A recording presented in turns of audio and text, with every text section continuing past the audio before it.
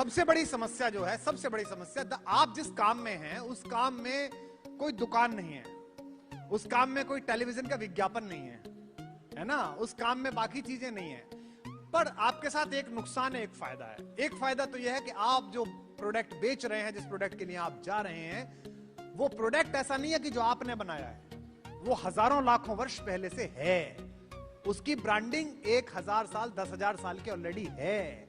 आपने थोड़ी बनाई अश्वगंधा, आपने थोड़ी बनाई शतावरी, आपने थोड़ी बनाया लवण भास्कर, आपने थोड़ी बनाया च्यवनप्राश। ये तो वर्षों का है, चरक बना चुके हैं अपने यहां। ये जांचा परखा है।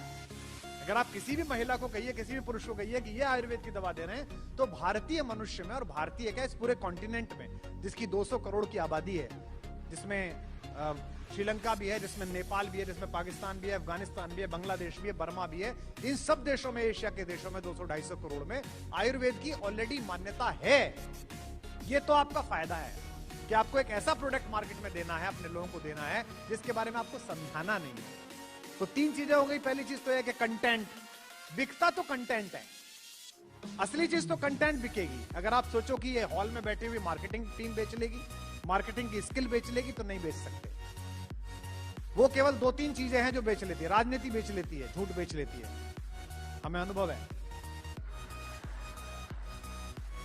हाँ, हमसे ये पूछ रहा था, बोले भाई साहब आपने भी तो पॉलिटिक्स की थी। मैंने कहा हाँ की थी, फिर हमारे साथ हो गई। इसमें क्या है भाई, कोई आपकी मजाक उड़ाए, इससे अच्छा अपनी उड़ाओ। हम तो ऐसी जगह के रहने वाले हैं। हमारे इलाके में, पश्चिम उत्तर प्रदेश में आप आ जाइए और देखिए साहब, मैं तो बहुत खुश हुआ कि ये जो पूरी आपने दिखाई, ये हिंदी में दिखाई। ये बड़ी अच्छी बात है, वरना आदमी थोड़ा पैसा कर लेता है तो डॉक्यूमेंट्री वगैरह अंग्रेजी में बना लेता है ना। Going to the horizon of life, ऐसा करके बोलता है। अच्छा, वो जो होराइजन ऑफ लाइफ, पीछे बैठे वाले आदमी की समझ में नहीं आ रहा, भाई लाली गाली दे रही है कि क्या कह रही है। बोलता हमारे इलाके का आदमी तो थोड़ी बहुत अंग्रेजी बोले, यही बड़ी बात। पूरी दुनिया ने जितना नुकसान अंग्रेजों का किया होगा, उससे ज्यादा हमने किया मेरठ कमिश्नरी वालों ने। अंग्रेजों ने 200 साल हिंदी को खराब बोल के जो हिंदी की बेइज्जती की, हम लोग वो अंग्रेजी के साथ करते हैं। हम लोग ऐसी अंग्रेजी बोलते हैं कि ऑक्सफोर्ड वाले नाला ढूंढते हैं किधर कूद के मरे। आप देख लेना, कितनी भी बड़ी पार्टी 5 स्टार में दे ले आपका ग्रुप, संजीव कितनी भी बड़ी पार्टी अपनी फैमिली की दे ले, रात में ये जो लॉन्च मैनेजर होगा उससे यही पूछेगा, देखिए भाई लेडियों ने खा लिया हो तो जेंटों को भी खिलाओ आप। ये जो लेडी पर लेडियों चढ़ाने की मुद्रा है, जेंट को जेंटों करने की जो ग्रामर है, ये केवल हमारे इलाके में पाई जाती है। ये केवल हमारे मेरठ कमिश्नरी का कार्यक्रम है। तो आपकी सबसे बड़ी समस्या, ये तो आपका फायदा हो गया कि आप ऐसा ब्रांड बेच रहे हैं, ऐसी चीज बेच रहे हैं जो ऑलरेडी मार्केट में है, जिसके बारे में अच्छी बातें हैं। खराब चीज क्या है कि पिछले 50-100 सालों में पूरे विश्व के धंधों को विज्ञापन आधारित कर दिया गया है, चमक आधारित कर दिया गया। और ये चमक किसने की? मार्केट ने की। पश्चिम के पास मार्केट का प्रोडक्ट था, लेकिन मार्केट नहीं। छोटे छोटे देश हैं, हमारी कितनी आबादी है? 135 करोड़, और इतने तो वो हैं जो काउंटेड हैं। हाँ, कुछ लोग तो गिनती से भी छूट गए होंगे ना भाई। जब जनगणना वाला आया तो छत पे सोया था, बहन हुई, उसकी तो काउंटिंग ही नहीं हुई, पता नहीं चली उसकी। तो समझते हो बहनोई? फूफा समझते हो? पूरे भारत के लोग समझते ही होंगे। हाँ, फूफा मतलब भूतपूर्व जीजा। उसका एक ही काम होता है, हर शादी ब्याह में बाहर बैठ के फूफा करता रहता है वो, इसीलिए उसको फूफा कहा जाता है। तो हम 135 करोड़ हैं, इतना बड़ा देश है। अब कई देश है, मैं 2012-14 में मैं न्यूजीलैंड पहली बार गया, तो वो न्यूजीलैंड में, वहां का हमारा एक बालक है, लेबर पार्टी से चुनाव भी लड़ा इस बार डिफेंस मिनिस्टर के खिलाफ। तो वो मुझे लेने आया, आलोक, इंदौर का लड़का, वहीं का नागरिक है। तो मैंने उससे पूछा कि आलोक, कितनी तुम्हारे यहाँ की कितनी पॉपुलेशन है? बोले भैया 45 लाख। मैंने कहा इतने तो मेरे फेसबुक पे हैं। अब तो 65 हो गए, तब 45 थे। मैंने कहा एक देश तो मैं ही चलाता हूं सुबह उठ के भाई, ये कोई देश है? तो हमारी आबादी बहुत ज्यादा है, और इस आबादी को कैटर करने के लिए दुनिया की कंपनियों ने मार्केटिंग स्किल का सहारा लिया। मुझे समझ में नहीं आता था। मैं शुरू से देखता था टेलीविजन के विज्ञापन, एक विदेशी कंपनी का रेजर लेके एक आदमी दाढ़ी खुरचता था और 15 महिलाएं आके उसके हाथ फेरने लगती थी इधर उधर। मेरी समझ में नहीं आता कि दाढ़ी खुरचने का स्त्री से क्या मतलब है। शुरू में जब मेरी दाढ़ी होगी तो मैंने भी उससे खुरची, और मैं अपने मोहल्ले के बाहर आया रात के समय खुरची, 15 कुत्ते भौंकने लगे मेरे पीछे। मैंने कहा ये क्या है यार। तो आपके पूरे दिमाग पर आप आज के बाद से, इस शो के बाद से रात को जाकर विज्ञापन देखना। जब भी आप टीवी चलाओ, कोई कपिल शर्मा शो चलाओ, आज तक चलाओ, जी चलाओ, कुछ भी चलाओ, आप विज्ञापन देखना। उन विज्ञापनों की वैज्ञानिकता देखना, उनका लॉजिक देखना। लॉजिक है ही नहीं। कार निकली, बिल्ली आ गई, एक औरत आई वो मछली में बदल गई, है ना। वो कौन सी गाड़ी आई थी, हमने भी ली, वो अभी नई नई सी बड़ी लंबी सी लिमोजिन, किया लिमोजिन। अजीब अजीब से विज्ञापन है उनके। अच्छा, एक आदमी फौज की वर्दी पहन के जीप में से बाहर गिरेगा, फिर मिट्टी उठा के कहेगा ये है वो मिट्टी जिसके लिए हो जाते हैं कुर्बान, और इससे बनी हुई फलानी टाइल खरीद लो। अरे यार भाई, उसने भी नौकरी करी है फौज की, उसने कम से कम अपना प्रोडक्ट ये कहते नहीं बेचा कि मैं था फौज में, मैंने मार दिए थे 2 पाकिस्तानी, आओ मेरा च्यवनप्राश खाओ। हैं? क्या बकवास है भाई। That was your duty, you were doing that. आपका काम था, आप सैलरी ले रहे थे, आप काम कर रहे थे। आपके इस काम के लिए देश आपको सलाम करता है, धन्यवाद देता है कि आपने राष्ट्र की सेवा की। लेकिन इसे आप, इस राष्ट्रवाद को, इसको दुकान कैसे बना सकते हो। लेकिन आयुर्वेद इस देश के मन प्राण में है। आयुर्वेद के प्रति सहज श्रद्धा है इस देश में, लेकिन आयुर्वेद को अपदस्थ करना था। आप याद करो अपने बचपन में, बहुत जो सीनियर लोग बैठे हैं उनको याद होगा, जवान बच्चों को शायद याद ना हो। हमारे बचपन में एक ऐड आता था, अजी आटा घिसने से कहीं दांत साफ हुए हैं, आता था। कोयला या आटा घिसने से दांत साफ, इंटरनेशनल कंपनी बेचा करती थी। मैं नाम लेके उसे बड़ा नहीं करूंगा, दूसरी कंपनी के शो में, है ना। मानिए मत मानिए, आयुर्वेद के जो पायनियर्स जो लोग हैं, चाहे उनमें पतंजलि भी हो, चाहे आप लोग हों, उन्होंने आज इस स्थिति में उस कंपनी को पहुंचा दिया है कि वो भी अपने कोलगेट को लेके आए कि वेदांजलि आते ना। मैंने कहा भाई वेद में कहां लिख रहा था दांत साफ करने के बारे में, लेकिन लाए वो यहां तक लाए। अगर आप अपने प्रतिद्वंदी को अपने अखाड़े में उतार लो तो वह आधी लड़ाई हार जाता है। ध्यान रखना, आपके मार्केट में जो भी प्रतिद्वंदी हो, अगर आप अपनी स्किल सेट से, अपने नए तरीके के कामों से अपने अखाड़े में उतार लोगे तो हार जाएंगे। तो आपका सबसे पहला चुनौती है लोगों के अंदर अपने प्रोडक्ट, अपने काम के बारे में विश्वसनीयता पैदा करना। मुझे पहली मुलाकात में संजीव ने एक तुलसी की एक ड्रॉप दी, क्या नाम है उसका, पंचतुलसी, और उन्होंने कहा भाई साहब आप इसको पानी में लिया करो, और पानी जब भी पिया करो 2 बूंद 4 बूंद डाल दिया। तो मेरा जो अटेंडेंट है, जो मेरे कमरे में मुझे पानी देने आता है, सामान देने आता है, मैंने उस लड़के को कहा कि बेटा, कल ही कहा उसको मैंने दोपहर सुबह, मैंने कहा बेटा ये रख लो, जब भी मुझे पानी दो मुझे बिना बताए 4 बूंद डाल दिया करो, बात खत्म हो गई। अब अगर 15 दिन बाद, 20 दिन बाद जब वो खत्म होने वाली होगी, मुझे अपने अंदर अनुभव होने लगेगा कि अच्छा कुछ हो रहा है, मुझे रात को नींद ठीक आती है, सुबह को फ्रेश ठीक होता हूं, तो भाई साहब वो मेरा फोन उठाए ना उठाए, मैं तो कंपनी के किसी डीलर को पकड़ के अपने लोगों से कहूं भैया लेके आओ, बड़ी अच्छी चीज थी, मुझे चाहिए, मैं तो कहूंगा। और अगर उस चीज ने मुझ पर असर नहीं करा, है ना, और उसके बाद मुझे ब्रांड इंडोर्समेंट के लिए संजीव के भाई साहब 5 करोड़ रुपए ले लो, तो मैं विज्ञापन तो कर दूंगा कि लेनी चाहिए पर लूंगा नहीं। इसका मतलब क्या हुआ, the last winner is content. हमारे कवि सम्मेलन की दुनिया में, पोइट्री की दुनिया में भी, जो पहले हमारे कवि थे जो कुर्ता पजामा पहनते थे, धोती पहनते थे, जब हमने इसको थोड़ा बनाना शुरू किया, इसको अलग तरीके से ब्रांड किया पिछले 15 सालों में, अब जो नए बच्चे आए हैं उनमें से बहुत सारे बच्चों को ऐसा लगता है कि डिजाइनर कपड़े पहन लो, है ना जी, और बड़ी गाड़ी चाहे किराए की ले लो किसी की, एक मैनेजर रख लो, फेसबुक पे बैनर बना दो, सुबह उठ के जितने जीए मरे सबकी श्रद्धांजलि कर दो, तो ऐसे कुमार विश्वास हो जाओगे। मैं उनसे अक्सर कहता हूं बेटा ऐसे नहीं होगे, इसके लिए मेरी तरह 30 साल के शुरुआती 10 साल रोडवेज की बसों में ऐसी तैसी मनानी पड़ेगी, मेले मेले में जाना पड़ेगा, तब जाके यहां पहुंचोगे। अगर सोचो कि पहले दिन ही चौपर से उतरोगे, पहले ही दिन ब्रांड हो जाओगे, तो पहले दिन नहीं होगे।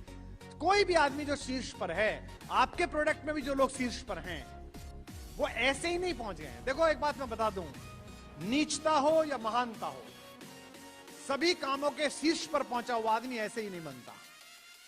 बड़े से बड़ा आतंकवादी भी, बड़े से बड़ा अपराधी भी, जो बड़ा अपराधी बना वो एक दिन नहीं बना। 650 अपराधी घूम रहे हैं जो कहते हैं जी इनका क्या है, तो मर्डर करते ऐसे। नहीं भैया, ऐसे नहीं बना। कुछ अलग हुआ है, कुछ अलग किया है, कुछ अलग कहानी बनी है।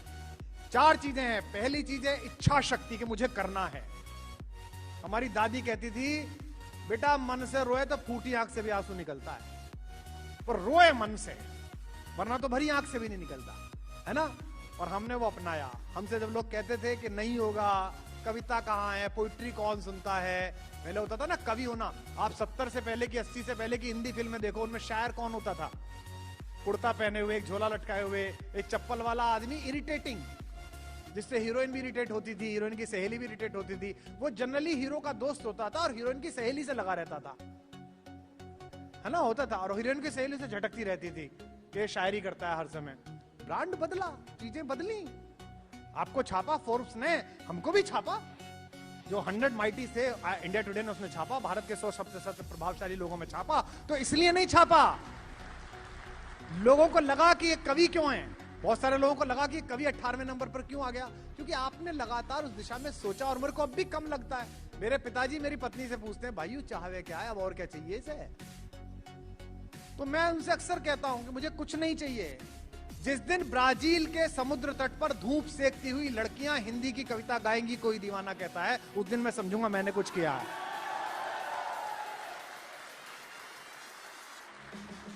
हिंदुस्तान गा रहा है, पाकिस्तान गा रहा है, अफगानिस्तान गा रहा है, बांग्लादेश गा रहा है, तो क्या गा रहा है?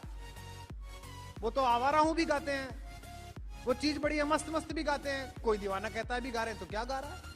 लेकिन ब्राजील वालों का जब हम उलाला गा सकते हैं, धोनी का तो था वो उलाला, जो हमारे किंगफिशर वाले आए थे कहते हुए ले भी गए उलाला।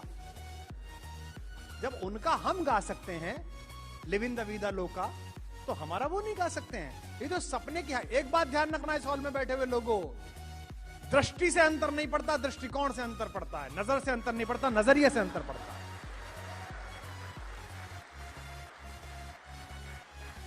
नजरिए से अंतर पड़ता है। नजर तो, आंख तो दो सबको दी है भगवान ने, आपको भी दी है, मुझे भी दी है, जिसको नहीं दिए उसे ब्रेल दी है। लेकिन दृष्टिकोण से अंतर पड़ता है कि आप सोचते कैसे। जैसे मैं आपको बताऊं, एक पक्षी होता है चकोर, नाम सुना है उसका? आंखों की उपमा दी जाती है चकोर जैसी आंखें, बड़ा सुंदर पक्षी होता है। मैं मुरादनगर के पास जो मेरा जगह है जहां मैं रहता हूं, केबी कुटीर, उसमें बहुत सारे आते हैं, खंजन भी आते हैं, चकोर भी आते हैं, बहुत मुश्किल से दिखता है। वो चकोर बड़ा कवियों का प्रिय पक्षी है, उसे देखना बड़ा शुभ माना जाता है। मैंने सोचा क्यों? चकोर पृथ्वी पर रहता है लेकिन चंद्रमा की ओर देखता रहता है रात भर, यानी कि वो रहता जमीन पर है लेकिन उसकी दृष्टि में सबसे खूबसूरत चीज है, इसीलिए वो आदरणीय है। गिद्ध उड़ता आसमान में है लेकिन नीचे चूहे की लाश तकता है, इसलिए आदरणीय नहीं है। आप रहते कहां हैं? आप रहते सबसे पॉश कॉलोनी में, आपका पेंट हाउस है, आपका बंगला है, लेकिन आपकी मन बहुत छोटा है, आपकी सोच बहुत छोटी है, तो आप छोटे हैं। लेकिन आप पैदा हुए हैं रामेश्वरम के एक मल्लाह के घर में, और आपकी सोच है कि मिसाइल बनाकर हिंदुस्तान को सबसे बड़ा बना देंगे, तो आप एपीजे अब्दुल कलाम हो सकते हैं। आपकी सोच बड़ी। भारत असंख्य संभावनाओं से भरा हुआ देश है। हिंदुस्तान दुनिया का सबसे जवान देश है, बहुत जबरदस्त शक्तिशाली देश है, अद्भुत वाला। बस एक समस्या भारत में है कि बचपन से लेकर आज तक परिवार और व्यवस्था हमारे युवाओं की प्रतिभा और उनके इरादों में भरोसा नहीं पैदा करते। मैं दावे के साथ कह सकता हूं, मैं जानता नहीं हूं, केवल 2 बार संजीव से मिला हूं, नौकरी छोड़ के इन्होंने धंधा करने की सोची होगी तो 50 घर वालों ने कहा होगा बावला हो गया क्या, सिक्योरिटी एजेंसी में काम कर ले। फौज से आया क्या करेगा, फौज से आगे क्या करेगा? एक कंपनी के सिक्योरिटी इंचार्ज हो गए, ड्रिल करा दी सुबह सुबह, साहब की गाड़ी आई तो सलाम मार दिया, यही तो काम। सबसे कहा जाता, मुझसे कहा गया इंजीनियरिंग छोड़ के क्या करेगा, कविता कहां गाता फिरेगा। और यूएस में क्या होता है, बाहर विदेश में क्या होता है, 12वीं करके अगर कोई बच्चा ये कहे मैं आगे पढ़ना नहीं चाहता, मैं कुछ नया सोचना चाहता हूं, तो वहां की सरकार $2000 पर मंथ उसको 4 साल तक देती है कि बेटा बैठ और सोच, कुछ कर, कुछ नया सोच के आ, हो जाएगा। और होता है, और वहां का आदमी कर देता है। तो भारत में अगर किसी आदमी ने प्रगति की है, भारत में अगर ये कंपनी यहां तक पहुंची है तो आप ये समझिए कि अमेरिका में कोई कंपनी यहां तक पहुंची हो, उससे कम से कम 10 गुना बड़ा काम है कि इतनी पारिवारिक, पूरी सांसारिक और पूरी व्यवस्था की चुनौतियों में अगर आप यहां पहुंचे हैं तो आपने बड़ा काम किया, जिसके लिए मैं आपको बधाई दूं। क्योंकि भारतीय व्यवस्था में तो बात ही ना से शुरू होती है। भाई साहब ये काम ना जी हो तो ना हो सकता, ये कैसे हो जाएगा? अजी ऐसे आज तक ना हुआ, अब कैसे हो जाएगा? अबे 40 साल पहले तू भी तो पैदा नहीं हुआ था, हुआ कि हुआ नहीं यार? है बताओ आप जिससे बात करो बोले भाई ऐसा कर लें क्या? हम आजकल खेत पे काम करते हैं तो मैंने कहा एक से कि भाई आर्किड उगा ले, आर्किड। वो इंदौर में किसी ने उगाए थे, हम भी आर्किड उगा लें। ना जी यहाँ ना होते। मैंने कहा मने करे मिट्टी तुझसे कहने आई, अजी उसमें अलग तरह की मिट्टी चाहिए तो बना लेंगे ना। जी वो तो कवर में हो गए तो प्लास्टिक लगा लेंगे, देख लो जी आप कर लो, है ना। अब हो जाएगा 6 महीने बाद, अच्छा हो जाएगा। भाई गजब कर लिया तुमने तो, यो आर्किड मार्केट आके खड़े हो जाएंगे। सफलता के 100 बाप हैं, असफलता की कोई मां नहीं। हाँ ना, ये मैं आपसे इसलिए कह रहा हूं कि मैंने दोनों फेज देखे हैं। तथाकथित सफलता का फेज भी देखा है और तथाकथित असफलता का फेज भी देखा है। आदमी 180 डिग्री बदलता है। असफलता में जो आदमी आपको देख नहीं रहा होता, सफलता में वो आके। हमने एक 2 पैसे की सरकार बनाई है 2 बार। हाँ अच्छा, उसमें गलती हो गई, जिसको दी उसने आधी कौड़ी की कर दी। पहले ही 2 पैसे की थी वो। आप ये मान के चलिए कि भाई साहब वो सरकारें छोटी छोटी सी आई, मेरा ऑफिस संजय परेशान हो गया। पता नहीं मेरी कितनी बुआओं के लड़के निकल आए, कितने मामाओं के लड़के निकल आए। अजी मैं तो उनका मामा का लड़का बोल रहा हूं, मैं मामा से नहीं मिला, उसके लड़के से कहां से मिलूंगा। सब निकल आए। जैसे ही वो सरकारों का आभा छटी, जैसे ही वो दुकान छटी और हमने वहां से अपना कहा कि thank you very much, love you all, उसके बाद वो मामा भी चला गया और उसके छोरे भी चले गए। कल को अगर फिर कुछ आ जाएगा तो फिर मामा भी आ जाएगा, फिर छोरे भी आ जाएंगे।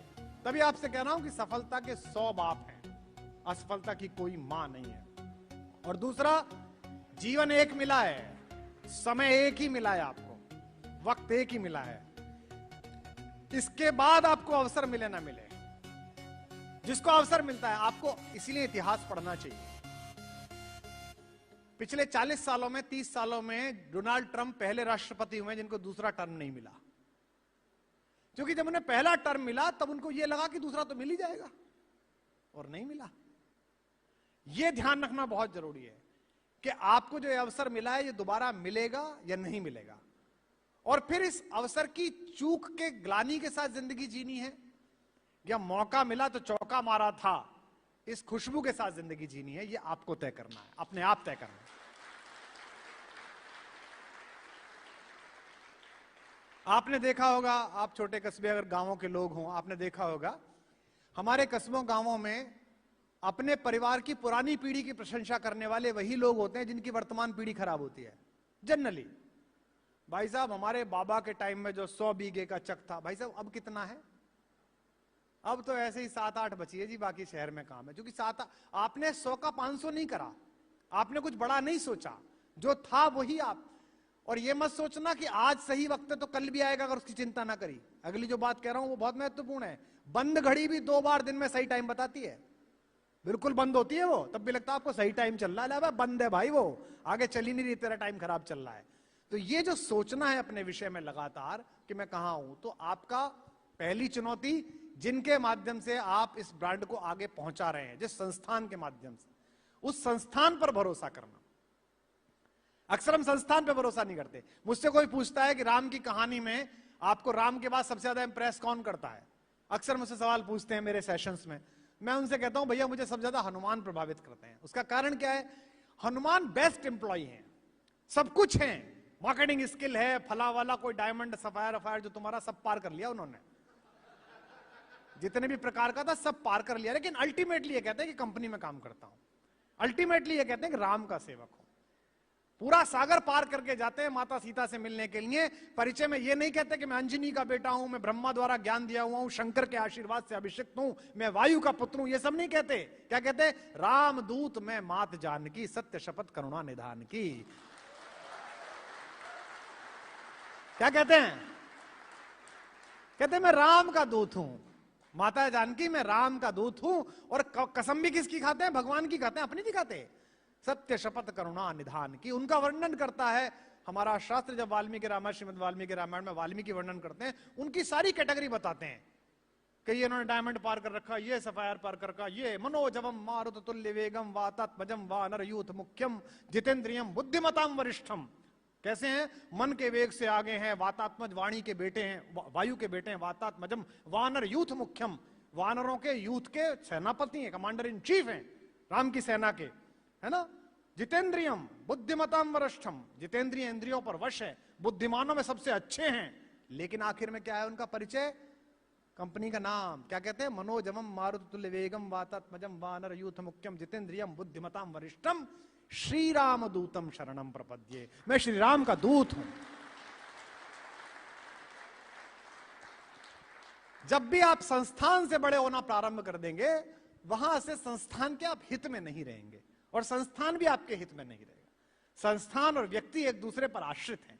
संस्थान की जिम्मेदारी है कि वो व्यक्ति की केयर करे, व्यक्ति की चिंता करे और उसकी निजता की रक्षा करे, उसकी इंडिविजुअलिटी की रक्षा करे। लेकिन व्यक्ति की जिम्मेदारी है कि वो जहां खड़ा हो वो संस्थान के लिए एक ऐसे व्यक्ति के रूप में हो कि उसके बिना जब संस्थान हो तो उसे भी महसूस हो और संस्थान को भी महसूस हो। ये सबसे पहली जिम्मेदारी है आपकी।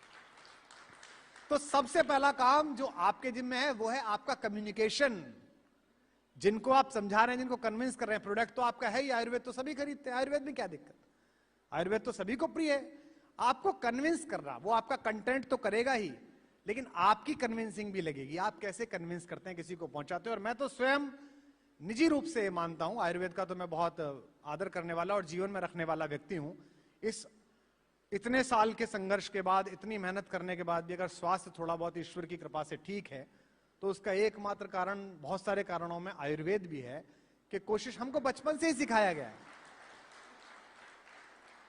हमको बचपन से ही सिखाया गया है शाम को ये नहीं खाना है, दिन में ये नहीं खाना। अब जैसे बहुत सारे लोग हैं, हमारे खेत में गन्ना खड़ा हुआ है।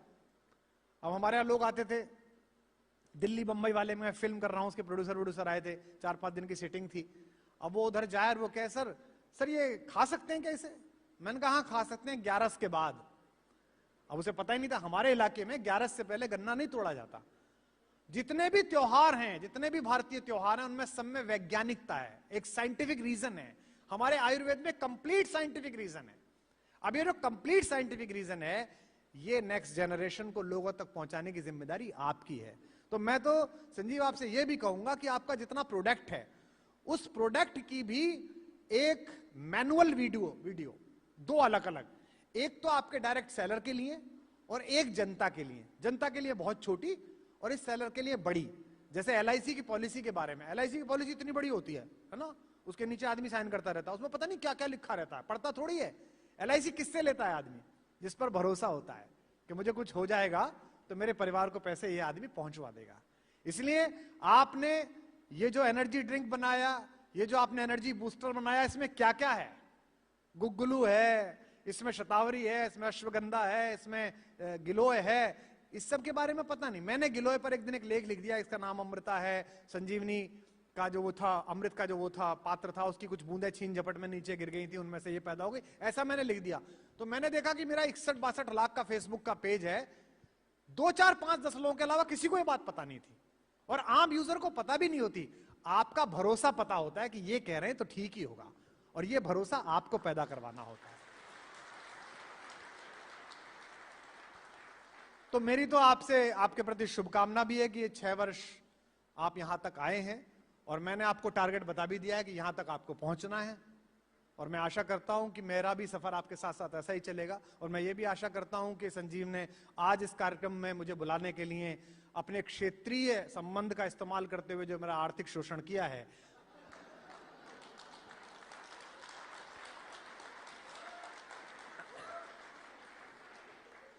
वो आगे नहीं करेगा। शुरू में तो ऐसे ही बता दी, बोले साहब आयुर्वेद और एक ऐसा ही थोड़ा सा गेट टुगेदर है, बाद में टर्नओवर बताया। तब तक डील टर्न हो चुकी थी।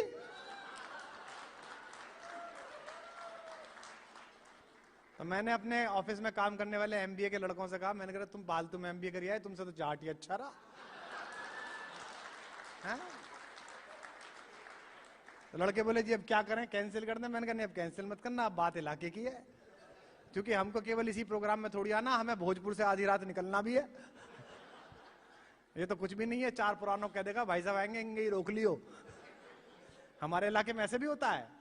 हमने एक बार मोदी नगर में प्रोग्राम कराया, मोदी नगर से अंदर जाके भोजपुर के पास बाहर नगर पालिका नई नई खुली थी, रामाश्रय शर्मा चेयरमैन हुए थे पहली बार, तो वो जंगल से में थी नगर पालिका, तो मैंने कवि बुलाए सारे। उस समय कवियों को पैसे नहीं बताए जाते थे, वो 3-4 बजे प्रोग्राम निपटता था। तो मुझसे कभी बाहर से मध्य प्रदेश का आया, वो बोला भाई साहब क्या पैसे मिलेंगे? मैंने कहा ये मत सोच क्या मिलेगा, ये सोच ले क्या जा पाएगा। क्योंकि अगर आयोजक ने तुझे यहां से मोदीनगर पैदल जाने के लिए छोड़ दिया, तो अंत में जो जिस दशा को प्राप्त होगा, उस समय घर वाले भी ना पहचान पाएंगे कि कौन छोड़ा गया है ये।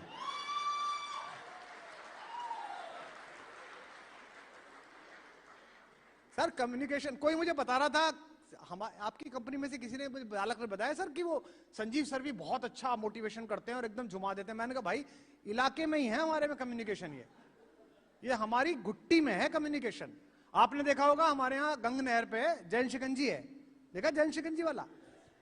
तो वो गर्मियों के दिनों में लाइव किस्सा है, बहुत वर्षों की बात हो गई। मैं जाता था नैनीताल वैनीताल, तो मैं अपनी पत्नी बेटी को लेके कार खुद चला, पुराने जमाने में तो ऐसे होता ना, गाड़ी खुद चलाओ, हरिद्वार जाके फिर कोने पे खड़े कर दो, फिर हर होटल से पूछो क्या पैसे का कमरा, बिल देगा तो कितना और ना देगा तो कितना होता।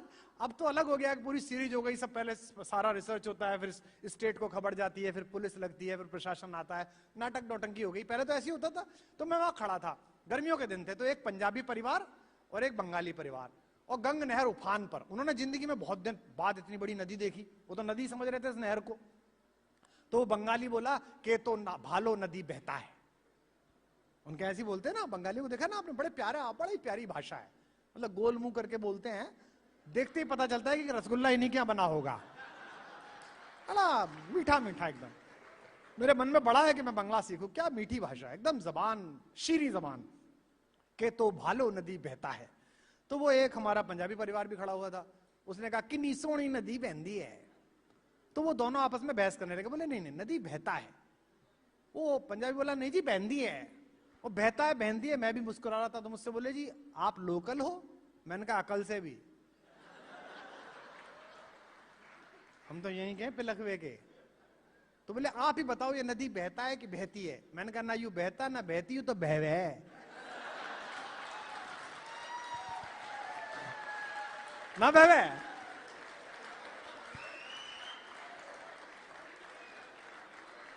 हमारे क्या कहते, यही तो कहते हैं भाई गजब नदी, भाई वो गजब बहवे।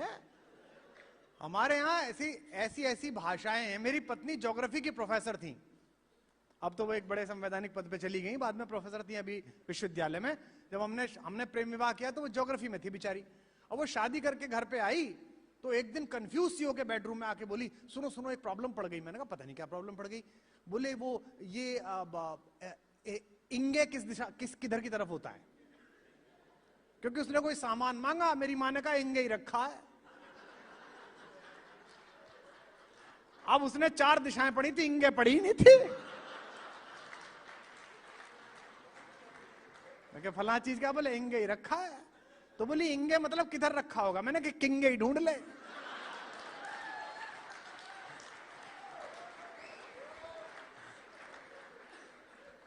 बोली I can't understand what is इंगे उंगे, मिलेगा कहां? मैंने कहा किंगे ही ढूंढ ले, उंगे ही मिल जाएगा। तो हमारे यहाँ की लैंग्वेज, हमारे यहाँ की भाषाएं, हमारे यहाँ कई बार भाषा भी काम नहीं करती। मैंने कपिल के उसमें कार्यक्रम में सुनाया था, हम जैसे आपके यहाँ क्या है, अन्य भाषाओं में, भारत में या किसी भी विदेश की भाषा में, अंग्रेजी में जैसे आपसे कोई कहे would you like to have tea, तो आप क्या कहोगे? No I would not like to have tea, no I would, और I would like to have tea, और नो तो बोलोगे, नो तो बोलोगे ही, है ना। हमारे यहाँ पूछा भाई चाय पिएगा?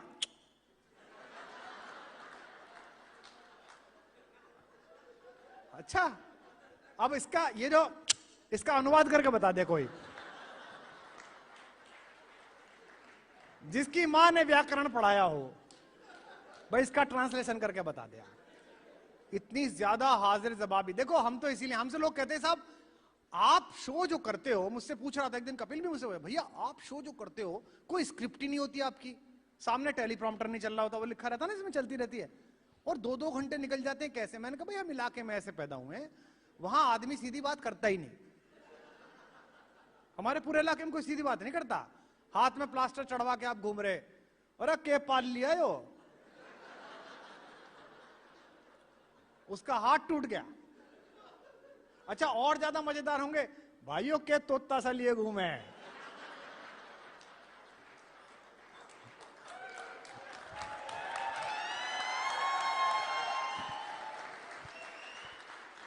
मतलब हमें बचपन से ही सिखाया गया है कि हमारे यहां बातचीत हो। एक आप लोगों में से कुछ लोग मेरठ के आसपास के होंगे, हैं कुछ मेरठ के आसपास के? हाँ देखो, नहीं वो तो हरकतों से पता चल जाता थोड़ी देर में, इतना चिल्लाने की जरूरत नहीं थी, थोड़ी देर में अपने आप ही पता चल जाता है कि मेरठ के हैं। ट्रक के पीछे भी लगा रहता है, यहाँ की धूल चंदन से कम नहीं और महाराज मेरठ लंदन से कम नहीं। मतलब ऐसा ट्रक जिसमें से मतलब कीचड़ बह रही होगी, उसके पीछे भी महाराज मेरठ लंदन से कम नहीं। मैंने कहा भाई मान लिया तेरा है। मेरठ में तेजगढ़ी चौपले से यूनिवर्सिटी तक वो छोटी वाली मिनी बस चलती थी, अब भी चलती होंगी, हापुड़ अड्डे से चलती थी तेजगढ़ी चौपले तक के लिए। तो वो हम उसमें बैठ के जाते थे, जाड़ों का दिन था साहब। तो वो जो है एक पतला सा आदमी बेचारा चौधरी साहब, वो खिड़की पे बैठा था। तो एक अच्छा भरा पूरा सा आ गया इसके संजीव की तरह वाला, तो आके उसने पतले वाले में गुस्सा मारा, ए परण हो जा परण। तो बेचारा पतला वाला सरक गया सर्वहारा की तरह थोड़ा, फिर उसने धक्का मारा, ए परण हो जा। तो बेचारा पतला वाला कांग्रेस, उसने कहा चलो कोई नहीं थोड़ा और नीचे हो जाए, भाई अभी इनकी सरकार है कोई दिक्कत नहीं है। जैसे तीसरे बार उसने मोटे वाले ने धक्का मारा ना उसे, तंदुरुस्त वाले ने, ए परण हो जा, तो उसके अंदर का मेरठ जागा पतले वाले का, बोला तने गोद ले लूं के?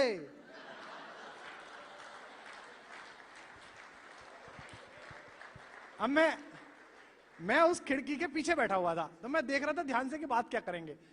अब देखो विट देखो, पतला वाला जो शरीर से कमजोर है लेकिन उसकी विट खत्म नहीं हुई। तने गोद ले लूं के? अब बड़े वाले ने जैसे ही बोला सेकंड के 100वें हिस्से में जो जवाब दिया वो उससे भी बड़ी विट, बोला तने गोद ले लूं के? तो मोटा वाला बोला क्यों तेरे अपने नहीं होते?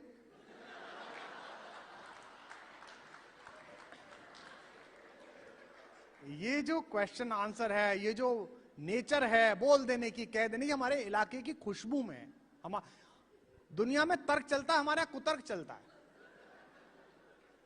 दो चौधरी मेरठ में पेंट करने के लिए चले 10-12 किलोमीटर दूर गांव से, तो एक की साइकिल पुरानी थी, उसकी चैन उतर जाती थी, और एक की नई थी। तो नई वाले ने पहले वाले को डिप्रेस करने की कोशिश की, रा सुखपाल तेरी साइकिल तो घनी बुढ़ी होली भाईयो, बार बार चैन उतर जा। उसने कहा हाँ भाई। तीसरी बार उतरी, अरे के कबाड़ा लिए चढ़ा फिर है तो यो बहुत ही खराब होली तेरी साइकिल। तो पहले वाले का डिप्रेशन देखो, उसने कहा, बोला तेरी साइकिल तो बहुत ही खराब होली। बोला क्या हो गया था? पेड़ पार साल तेरी भी तो लंबी भाग गई थी। अब उसकी लड़की भाग गई थी, इससे साइकिल का क्या रिलेशन है यार? लेकिन ऐसा कर दिया कि मेरठ तक चुप गया वो, एक लाइन नहीं बोल सका वो उससे।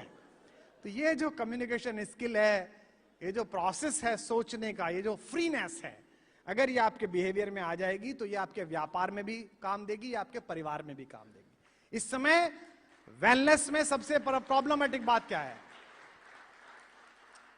वेलनेस में सबसे ज्यादा चुनौती की बात क्या है? हम मानसिक रूप से वेल नहीं है, हम आध्यात्मिक रूप से स्वस्थ नहीं है, हम हार्दिक रूप से स्वस्थ नहीं।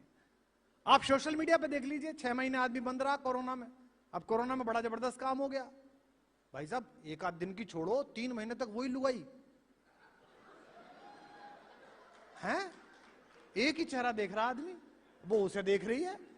शुरू में तो लोगों ने बहुत फोटो छापे, आज मैंने मैगी बनाई, आज मैंने पास्ता बनाया, आज मैंने ये किया। 2 महीने बाद ऐसा खेल हो गया, बेटा अपने पड़े रहे चुपचाप चुपचाप, फिर गाली देने में लग गए। मतलब कुछ लोगों की निगेटिविटी में देखता हूं इतनी बढ़ जाती है, और अगर आपके अंदर भी हो तो उसका आज से इलाज शुरू करिए। आप कुछ भी लिखिए, वो नीचे गाली लिखेंगे। आप लिखिए गुड मॉर्निंग, हाँ तुम्हारा तो दिन निकल आया, कल रात जो वहां पर आदमी मरा है उसकी तो तुम्हें चिंता ही नहीं है, ले भाई। आप लिखिए गुड नाइट, काहे की गुड नाइट, देश संकट में है, सैनिक वहां खड़ा हुआ है और तुम्हें सोने की सूझ रही है, असली गद्दार तो तुम ही लोग हो और तुमसे लड़ना है इस देश। आप करो भाई मैंने क्या कर दिया, वो अलग ही परेशान लोग हैं। आप देखिए मैं भी प्रोग्रामों में जाता हूं, जैसे आप सब लोग हंस मुस्कुरा रहे हैं, किसी किसी प्रोग्राम में मैं जाता था, अब तो मैंने छोड़ दिया ऐसी बातों पे ध्यान देना, सामने मुख्य अतिथि बिठा देते थे। अच्छा, मुझे लगता था मैं अच्छी बात नहीं कह रहा, शायद ये हंसी नहीं रहा, हिल ही नहीं रहा। हमारे क्या कह रहे हैं ना, मुंह से खेले ना सर से हाल है, तो हिल ही नहीं रहा। मैं थोड़ा और जोर लगाऊं, वो और बैठा रहे। फिर मैंने सोच ही लिया, मैंने कहा भाई इसको नहीं हंसाना, ये तो पैदा ही पुण्यतिथि के दिन हुआ है ससुरा। किसी किसी आदमी को देखो, वो आपको जब मिलेगा वो मरी बातें मिलेगा। एक बात और ध्यान रखना, जिस भी काम को आप कर रहे हो, जिस भी स्तर पर आप हो, जितना भी आपका काम है, जब तक आप इसे इज्जत देते रहोगे, ये काम आपको बरकत देता रहेगा।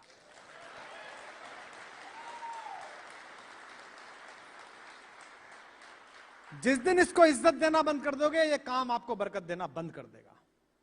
जहां भी जाओ, किसी काम में, किसी ऑफिस में जाओ, किसी काम को कर रहे हो, कोई भी पूछे कैसा काम है, बहुत अच्छा है जी, बहुत अच्छा चल रहा है, ईश्वर की बड़ी कृपा है, और अच्छा होगा।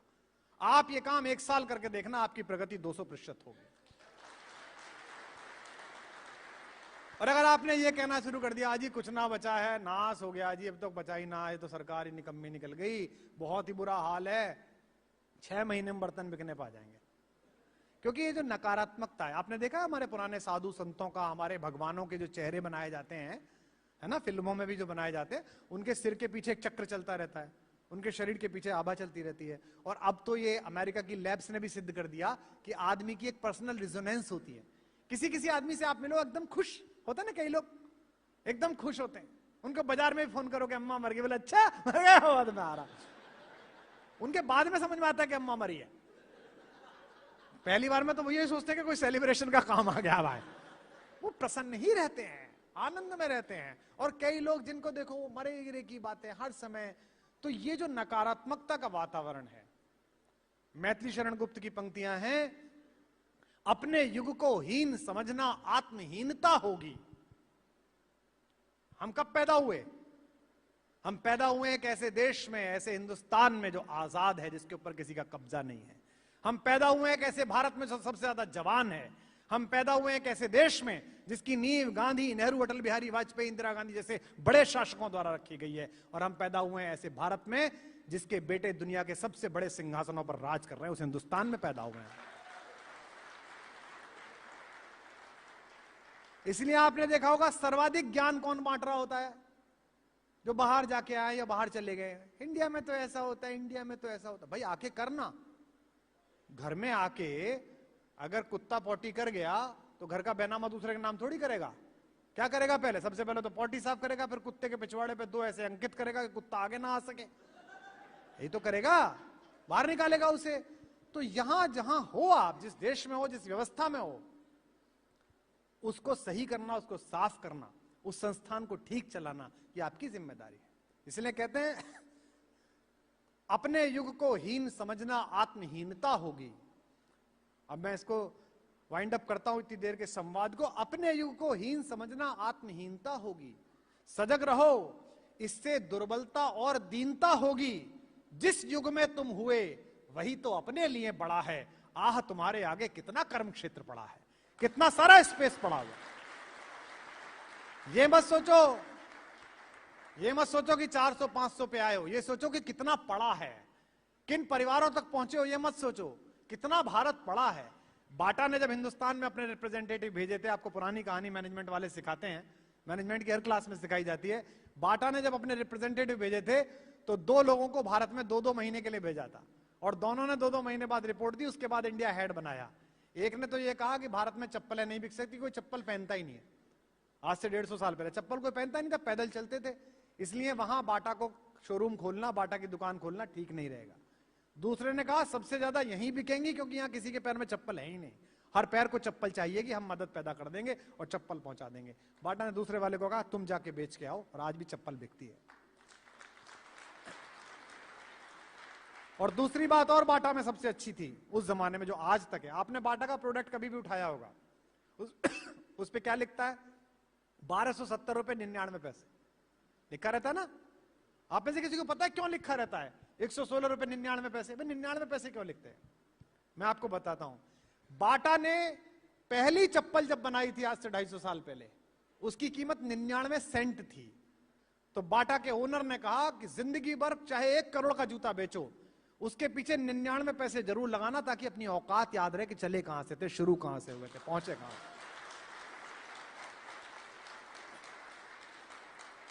अन्यथा अक्सर लोग भूल जाते हैं। हिंदुस्तान में आदमी थोड़ा पैसा कमा ले, थोड़ा यश कमा ले तो भूल जाता है। मैं अक्सर देखता हूं ऐसी मूर्खताओं को, और हंसना भी अकेले बैठ के। दिल्ली से बंबई ये रहा एयरपोर्ट, दिल्ली से बंबई सीधी फ्लाइट में बैठ के जाओ विस्तारा की में, बिजनेस क्लास में, 40,000 का टिकट है ना, और वो नया नया रईस हुआ कोई आपके आके बैठ जाएगा बगल में और देखेगा Kumar, hello Kumar ji, hello ji ji, flying to Bombay, जहाज सीधा जा रहा है,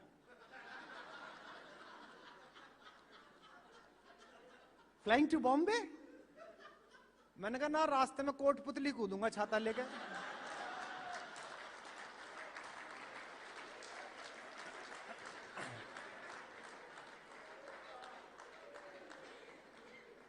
फिर कहेगा very funny, very funny, you must be joking, आप मजाक बहुत अच्छा करते हैं। मैंने कहा शुरू तो तैने करी थी, अब मजाक हम करते हैं। अबे जब जहाज वहां जा रहा है, हैं?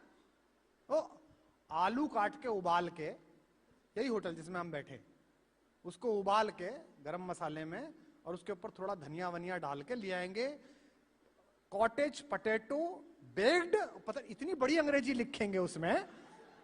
मैंने कहा भैया हाई स्कूल करवा रहा है कि रोटी खिला रहा है? तो आदमी, अब जैसे ये 5 स्टार होटल है ना जी, अब हम यहाँ आए कि साहब कुमार विश्वास का शो होगा, तो हमारी कंपनी ने लिख के भेज दिया भैया जिस होटल में शो होगा उसमें एक स्वेट आपको रखना पड़ेगा उनके लिए। और वो नीचे वो लॉबी मैनेजर भी मिल गया, होटल का मैनेजर भी आ गया, कुमार विश्वास आए जी, तो वो क्या लड़की छोड़ने जाती है ऊपर, सर वेलकम सर वेलकम, फिर वो आपको कमरा दिखाती है ना, 250 मीटर में, उसमें आप अकेले, गुल्लक में चवन्नी, sir this is your dining space, sir this is your drawing space, sir this is your bedroom.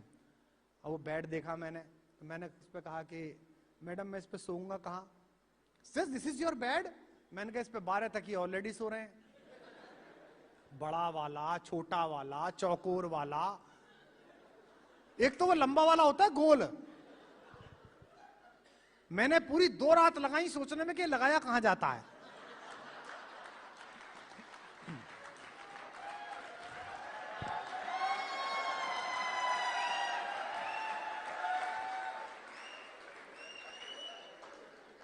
मैंने रामदेव जी को फोन करके पूछा भैया योग वोग में काम आता है ये? फिर उनको नीचे फेंको, फिर उस पर सो है। हिंदुस्तान में आदमी बड़ा होते ही सबसे पहले जड़ को भूलता है। और ध्यान रखना, दुनिया का प्रकृति का नियम है, जिस पेड़ की फुनगी जमीन से उतनी ऊपर होती है, उतनी ही प्रोपोर्शनेट हाइट नीचे जमीन में जड़ में होती है। हम जड़ों का आदर ही नहीं करते हैं। अच्छा, फिर वो लड़की पूछेगी sir what would you like to have. आज भी हमारे साथ हुआ था, गरम चाय इतनी अच्छी थी कि मुझे आइस क्यूब मंगाने पड़े कि इसमें आइस ही डाल लूं। मैं उससे कहता हूं कि भाई वो चाय पिलवा दीजिए, तो फिर 5 स्टार में चाय आएगी, गरम पानी अलग, दूध अलग, वो आत्महत्या वाली चाय आती ना से यूं, लूडो वाली चीनी, चौकोर आती है वो, मार्शमेलो उसको बोलते हैं। हिंदुस्तान बड़ा महान देश है, पैसा बढ़ते ही आदमी की लैंग्वेज बदल जाती है। ये रहता मोदी नगर के भोजपुर में, वहां जब रिश्तेदार आते होंगे, अरे वो टीकरी वाले आए हैं, नींबू पानी बना दो, ये तो नींबू पानी। गाजियाबाद आ गए, शिकंजी बना लो। दिल्ली आ गए, लेमनेड। वो 5 स्टार होटल में वर्जिन मोहितो है। ससुरे निरा नींबू पानी पिला रहे हो, इसे क्या वर्जिन मोहितो बोलो तुम इसे, हैं?